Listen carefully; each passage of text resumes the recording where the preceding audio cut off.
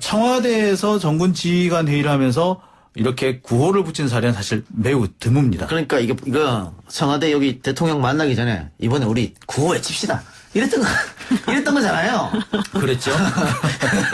이게 뭐라고 해석해야 됩니까, 그러면? 글쎄 이걸 어떻게 해석할 수 있는지는 모르겠습니다만 보통 대통령이 취임한 첫 해에는 왜 그 국군의 날 행사도 되게 성대하게 하고 합니다만 이번 문재인 정부에서는 그럴 만한 기회가 없었어요. 근데 그런 의미에서 여러 가지 지금 뭐 군을 둘러싼 복잡한 문제들이 있으니까 어수선하고 뭐 항명 이야기 나오고 그렇죠. 그러니까 그런 의미에서 정군 지휘관들이 어떤 그 대통령에 대한 그 군 동수권에 대한 충성을 그대로 약속한다 이런 의미를 어느 정도 내포하지 않았을까 예 그런 생각이 듭니다. 항명이라니 있을 수 없습니다. 뭐 이런 겁니까?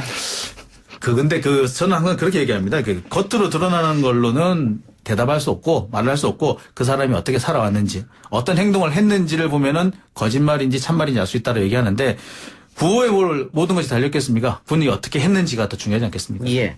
그럼 지금 뭐 군이 어수선하다 이렇게 앞에서 말씀드렸습니다만은 그 지난 24일 국회에서 민병삼 대령과 송영무 장관의 설전. 네. 뭐 서로 거짓말하고 있다 이렇게 얘기했잖아요. 그래서 이거 하극상 아니냐 뭐 이런 얘기까지 나왔는데 문재인 대통령이 중요한 것은 누가 거짓말하고 있냐가 중요한 게 아니다. 결국은 계엄령 문건이 어떻게 됐냐 이것부터 밝히고 나서 나중에 혹시 잘못된 게 있으면은 그때는 책임을 묻겠다. 송 장관이 아마 책임을 물은 것 같은데요. 이거는 그러면은 대통령의 의지를 나타낸 거 아니겠어요? 그렇죠. 사실은 이제 그 문제의 본질을 놔두고 자꾸 이 사건이 산으로 가고 있다 이제 이런 느낌을 받으셨던 것 같고요. 사실 가장 핵심은 이 기무사 문건을 누가 만들었느냐 그리고 무슨 목적으로 만들었느냐 정말 그 세부 실행 계획이라고 하는 것이 실행될 것을 전제로 이런 식으로 만들어서 결국 쿠데타라고 하는 것까지 어느 정도는 생각한 것이냐 사실 이걸 파헤치는 게 본질인데 그 당시에는 없었던 사람들끼리 모여서 내가 보고를 잘했네 못했네 또 뭐 당신이 뭐라고 했네 안 했네 이걸 가지고 싸우는 것 자체가 사실은 이거는 본질이 아니다 말씀하신 것 같고 사실은 저는 그런 부분이 있다고 봅니다. 송영무 장관이 현실적으로 말씀을 사실 잘 못하는 경우도 많아요. 그리고 그 군이라고 하는 곳이 조직적으로 이런 식으로 저항을 하게 되면 그 한 명 바보 만드는 것 정말 쉽다 이런 얘기 많이 듣거든요. 이제 그런 상황에서 뭐 현명하고 말 잘하고 이런 사람이라고 하면은 또 뭐 세련되게 빠져나갈 수 있겠지만 그런 걸 못했다라고 하는 점은 충분히 인정하는데 그렇다 하더라도 지금 국방부에서 벌어지고 있는 특히 기무사와 관련해서 벌어지고 있는 이런 일들은 매우 올바르지 않고 그렇기 때문에 우선 그것으로 프레임을 자꾸 몰고 가다 보면은 또 사실은 사건의 본질이 달라질 수 있기 때문에 대통령께서 적절한 타이밍에 적절하게 끊어주신 것이다 이렇게 봅니다. 그러니까 소위 말해서 중요한 어떤 밝혀야 할 것이 있는데 그렇죠. 물타기를 시도하면서 중요한 것이 사라져 버렸다. 이럴 수 있으니까 대통령이 나서서 알려준 거에 그게 중요한 게 아니다라고 얘기한 그렇죠. 건데 네. 어쨌든 간에 그래도 이게 국민들이 다 보는 자리에서 이런 하극상 같은 초유의 사태가 벌어졌기 때문에 뭐 군 통수권은 대통령한테 있지만은 책임은 국방장관한테 있는 거 아니겠습니까? 그렇죠, 그래서 당연히. 리더십이 굉장히 크게 흔들렸다. 이런 주장도 있단 말이죠. 사실 기무사가 노리는 것이 바로 그런 여론이라고 생각이 듭니다. 기무사, 자, 여기서 우리 기무사가 어떤 곳인지를 좀 살펴봐야 되는데요. 방첩부대입니다. 군 내에 침투한 간첩을 잡는 그런 방첩부대인데 원래 간첩은 간첩이 잡는 겁니다. KGB를 CIA가 잡는 것처럼 똑같은 위치거든요. 근데 이렇게 스파이 역할을 하는 사람들, 이렇게 정보원들은 원래 모든 것을 다 짜놓는 겁니다. 사실 모든 거짓말을 만들고 거짓말 속에서 일정한 행동을 하는 사람들이거든요. 그렇기 때문에 우리가 기무사의 발언은 반드시 믿을 수만은 없다라는 거를 좀 이분들 역시 현재 정보 활동이나 어떤 그 공작 활동의 일환으로 이런 행동을 할 수도 있다라는 것. 그리고 만약에 그렇게 한다면 모든 사람들이 깜빡 속아 넘어갈 수 있는 그런 상황일 수도 있다라는 점을 좀 감안을 하셨으면 좋겠습니다. 바로 그런 점을 노리고 사실 이게 뭐 국방부 장관이 이렇다 저렇다 뭐 무슨 말 했다 안 했다라고 하면서 제일 위협받은 것이 바로 기무사 개혁과 이 국방 개혁이라는 문제가 제일 흔들리고 있었거든요. 그러니까 결국에는 초점을 엉뚱한 데로 돌려서 국방 개혁과 기무 개혁을 무산시키려는 의도가 아닌가 저는 그렇게 의심을 하고 있습니다. 예. 그런데 대통령이 일단은 중요한 것은 계엄사 문건이다라고 하면서 송영무 장관을 포함한 관계자들의 잘잘못을 따져서 책임 경중에 따라 합당한 조치를 취하겠다 이렇게 말했습니다. 이 얘기는 뭔 뜻일까요?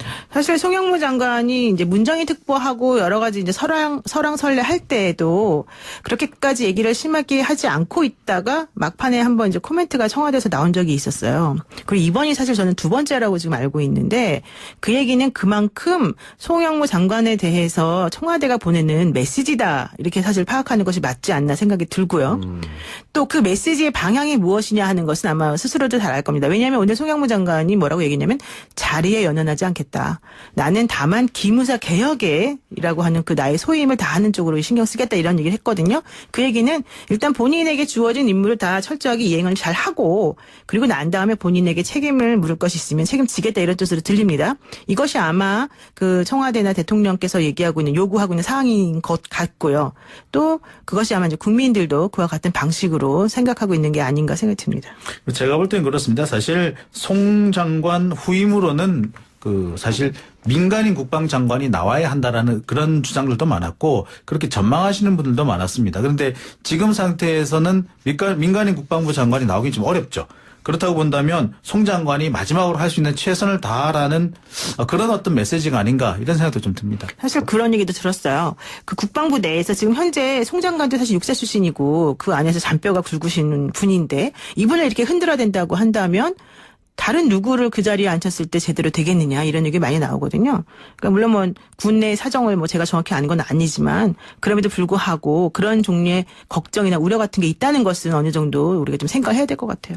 사성 장군 출신이니까 흔들 수 있는데 전혀 다른 그렇죠. 사람이 오면 외부에서 간다면 사실은 뭐 그거는 사실 그래서 이제 우리 문재인 정부가 처음 출범할 때는 이 송영무 장관이 아니라 다른 분을 좀 생각을 하셨던 모양이에요. 그런데 이제 그분이 좀 안 되는 바람에 송영무 장관이 대안이 된 것인데 참 지금으로 보면은 그 점도 좀 아쉬운 것 같습니다. 누구보다 국민을 두려워하는 군대가 되어야 합니다. 기무사의 세월호 유족 사찰과 겸연금 토는 그 자체만으로도 있을 수 없는 구시대적이고 불법적인 일탈행위입니다. 본연의 임무에 충실하여 국방력 강화에 기여하는 기무사가 되어야 합니다. 기무사 개혁 방안에 대해서도 별도로 조속히 마련해 주길 바랍니다. 방위사업 비리 역시 국민을 배신한 중대한 이적 행위입니다. 군이 충성할 대상은 오직 국가와 국민이라는 점을 명심해 주기 바랍니다. 장병 한 사람 한 사람의 안전과 인권이 보장되는 선진 민주구대를 만드는 것도 중요한 개혁 과제입니다. 다시는 국민 누군가의 소중한 딸, 아들이 부당하게 희생을 강요받거나 목숨을 잃는 일이 없어야 할 것입니다. 국민들은 군대 내 성비위 문제를 아주 심각하게 생각하고 있습니다. 불미스러운 일로 군의 사기를 떨어뜨리는 일이 다시는 되풀이되지 않도록 특단의 노력을 강구해 주시기 바랍니다. 지휘관부터 솔선수범하여 민주적이고 성평등한 조직 문화를 확립해 주기 바랍니다. 국방개혁은 정권 차원을 넘어 국가의 존립에 관한 것입니다. 나는 군 통수권자로서 국방개혁을 완수하기 위한 모든 지원을 아끼지 않을 것입니다. 예산과 제도의 기반을 강화해 여러분과 함께 반드시 개혁을 성공시킬 것입니다. 국방개혁에 필요한 법제화가 조기에 이루어지도록 국회는 물론 국민과의 소통에도 힘써주기 바랍니다. 오늘 우리 군이 개혁의 주체가 되어 강도 높은 개혁 방안을 준비한 것을 높이 평가합니다. 시대적 요구와 국민의 눈높이에 맞는 개혁안이 마련되었습니다. 군은 개혁의 핵심 주체이고 장병들의 사기와 충성심은 가장 강력한 개혁의 동력입니다. 군심을 하나로 결집해 개혁 과제를 완수해 주기 바랍니다. 급변하는 안보 환경과 불확실성 속에서 많은 토론을 거쳐 오늘 보고대를 잘 준비해 주신 국방장관과 합참의장, 각 군 총장들에게 감사드립니다. 또 함께 참여해 준 야전 지휘관들에게도 감사드립니다. 오늘 국민들께 보고할 기본 방향과 또 토의 내용을 바탕으로 안보 상황 변화를 주시하면서 최적의 군 구조 개혁안을 완성해 주기 바랍니다. 오늘 여러분을 보니 우리 군의 미래가 아주 기대됩니다. 국방개혁 2.0으로 우리 군은 완전히 새롭게 태어날 것입니다. 스스로에게 당당하고 국민에게 신뢰와 존경을 받는 자랑스러운 우리 군의 역사를 이어나가게 될 것입니다. 오늘 이 자리에 모인 군 지휘관들은 개혁을 선도하는 리더들입니다. 리더가 먼저 변해야 합니다. 국방개혁을 염원하는 국민 명령을 받들어 전장에서 싸우듯 개혁이 잘 실천되도록 만전을 기해 주시기 바랍니다. 청와대에서 정군 지휘관 회의를 하면서 이렇게 구호를 붙인 사례는 사실 매우 드뭅니다. 그러니까 이거 청와대 여기 대통령 만나기 전에 이번에 우리 구호 외칩시다. 이랬던 거잖아요. 그랬죠? 이게 뭐라고 해석해야 됩니까, 그러면? 글쎄 이걸 어떻게 해석할 수 있는지는 모르겠습니다만 보통 대통령이 취임한 첫 해에는 왜 그 국군의 날 행사도 되게 성대하게 하고 합니다만 이번 문재인 정부에서는 그럴 만한 기회가 없었어요. 근데 그런 의미에서 여러 가지 지금 뭐 군을 둘러싼 복잡한 문제들이 있으니까 어수선하고 뭐 항명 이야기 나오고 그렇죠. 그러니까 그런 의미에서 정군 지휘관들이 어떤 그 대통령에 대한 그 군 동수권에 대한 충성을 그대로 약속한다 이런 의미를 어느 정도 내포하지 않았을까 예 그런 생각이 듭니다. 항명이란 있을 수 없습니다. 뭐 이런 겁니까? 근데 저는 항상 그렇게 얘기합니다. 겉으로 드러나는 걸로는 대답할 수 없고 말을 할 수 없고 그 사람이 어떻게 살아왔는지 어떤 행동을 했는지를 보면은 거짓말인지 참말인지 알 수 있다고 얘기하는데 구호에 모든 것이 달렸겠습니까? 군이 어떻게 했는지가 더 중요하지 않겠습니까? 예. 그럼 지금 뭐 군이 어수선하다 이렇게 앞에서 말씀드렸습니다만은 그 지난 24일 국회에서 민병삼 대령과 송영무 장관의 설전. 네. 뭐 서로 거짓말하고 있다 이렇게 얘기했잖아요. 그래서 이거 하극상 아니냐 뭐 이런 얘기까지 나왔는데 문재인 대통령이 중요한 것은 누가 거짓말하고 있냐가 중요한 게 아니다. 결국은 계엄령 문건이 어떻게 됐냐 이것부터 밝히고 나서 나중에 혹시 잘못한 게 있으면은 그때는 책임을 묻겠다. 송 장관이 아마 책임을 물은 것 같은데요. 이거는 그러면은 대통령의 의지를 나타낸 거 아니겠어요? 그렇죠. 사실은 이제 문제의 본질을 놔두고 자꾸 이 사건이 산으로 가고 있다 이제 이런 느낌을 받으셨던 것 같고요. 사실 는 그런 방첩 부대인데 원래 간첩은 간첩이 잡는 겁니다. KGB를 CIA가 잡는 것처럼 똑같은 위치거든요. 근데 이렇게 스파이 역할을 하는 사람들, 이렇게 정보원들은 원래 모든 것을 다 짜놓는 겁니다. 사실 모든 거짓말을 만들고 거짓말 속에서 일정한 행동을 하는 사람들이거든요. 그렇기 때문에 우리가 기무사의 발언은 반드시 믿을 수만은 없다라는 것을 좀 이분들 역시 현재 정보 활동이나 어떤 그 공작 활동의 일환으로 이런 행동을 할 수도 있다라는 것. 그리고 만약에 그렇게 한다면 모든 사람들이 깜빡 속아 넘어갈 수 있는 그런 상황일 수도 있다라는 점을 좀 감안을 하셨으면 좋겠습니다. 바로 그런 점을 노리고 사실 이게 뭐 국방부 장관이 이렇다 저렇다 뭐 무슨 말 했다 안 했다라고 하면서 제일 위협받은 것이 바로 기무사 개혁과 이 국방 개혁이라는 문제가 제일 흔들리고 있었거든요. 그러니까 결국에는 초점을 엉뚱한 데로 돌려서 국방 개혁과 기무 개혁을 무산시키려는 의도가 아닌가 저는 그렇게 의심을 하고 있습니다. 예.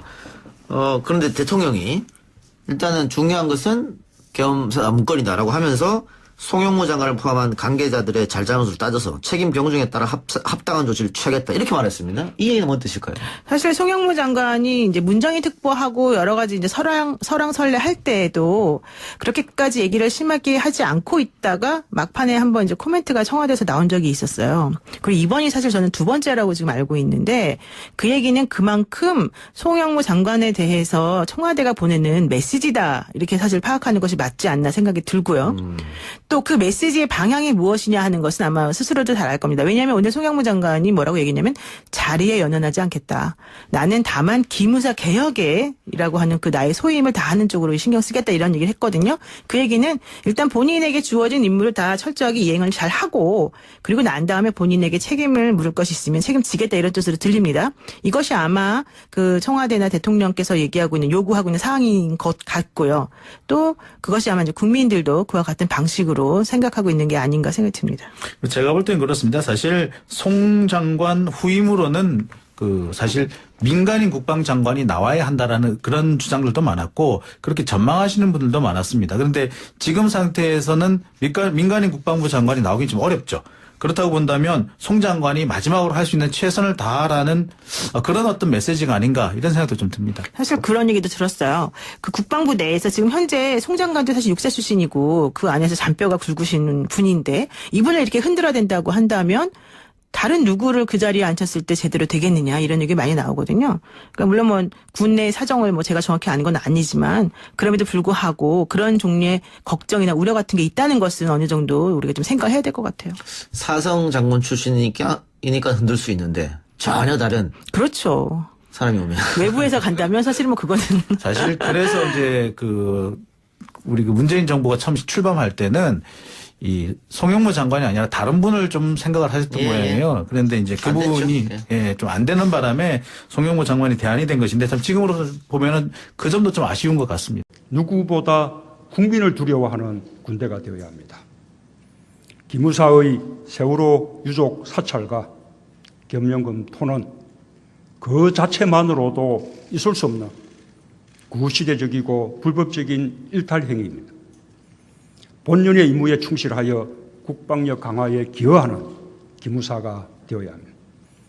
기무사 개혁 방안에 대해서도 별도로 조속히 마련해 주길 바랍니다. 가장 핵심은 이 기무사 문건을 누가 만들었느냐 그리고 무슨 목적으로 만들었느냐 정말 그 세부 실행 계획이라고 하는 것이 실행될 것을 전제로 이런 식으로 만들어서 결국 쿠데타라고 하는 것까지 어느 정도는 생각한 것이냐 사실 이걸 파헤치는 게 본질인데 그 당시에는 없었던 사람들끼리 모여서 내가 보고를 잘했네 못했네 또 뭐 당신이 뭐라고 했네 안 했네 이걸 가지고 싸우는 것 자체가 사실은 이거는 본질이 아니다 말씀하신 것 같고 사실은 저는 그런 부분이 있다고 봅니다.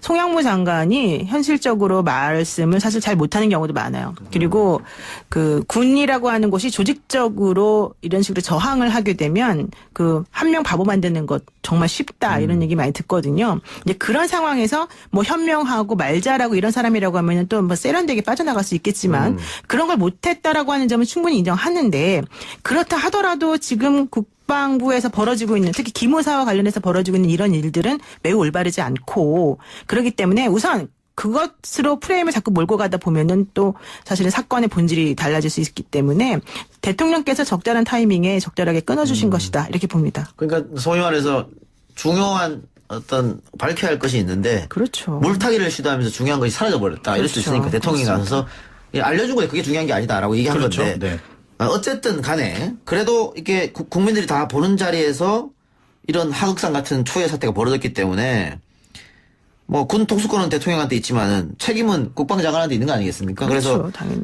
리더십이 굉장히 크게 흔들렸다. 이런 주장도 있단 말이죠. 사실 기무사가 노리는 것이 바로 그런 여론이라고 생각이 듭니다. 여기서 우리 기무사가 어떤 곳인지를 좀 살펴봐야 되는데요. 방첩부대입니다. 군 내에 침투한 간첩을 잡는. 방위사업 비리 역시 국민을 배신한 중대한 이적 행위입니다. 군이 충성할 대상은 오직 국가와 국민이라는 점을 명심해 주기 바랍니다. 장병 한 사람 한 사람의 안전과 인권이 보장되는 선진 민주구대를 만드는 것도 중요한 개혁 과제입니다.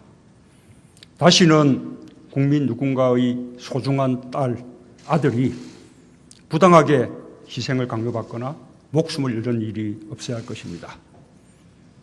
국민들은 군대 내 성비위 문제를 아주 심각하게 생각하고 있습니다. 불미스러운 일로 군의 사기를 떨어뜨리는 일이 다시는 되풀이되지 않도록 특단의 노력을 강구해 주시기 바랍니다. 지휘관부터 솔선수범하여 민주적이고 성평등한 조직 문화를 확립해 주기 바랍니다. 국방개혁은 정권 차원을 넘어 국가의 존립에 관한 것입니다. 나는 군 통수권자로서 국방계획을 완수하기 위한 모든 지원을 아끼지 않을 것입니다. 예산과 제도의 기반을 강화해 여러분과 함께 반드시 개혁을 성공시킬 것입니다. 국방개혁에 필요한 법제화가 조기에 이루어지도록 국회는 물론 국민과의 소통에도 힘써주기 바랍니다. 오늘 우리 군이 개혁의 주체가 되어 강도 높은 개혁 방안을 준비한 것을 높이 평가합니다. 시대적 요구와 국민의 눈높이에 맞는 개혁안이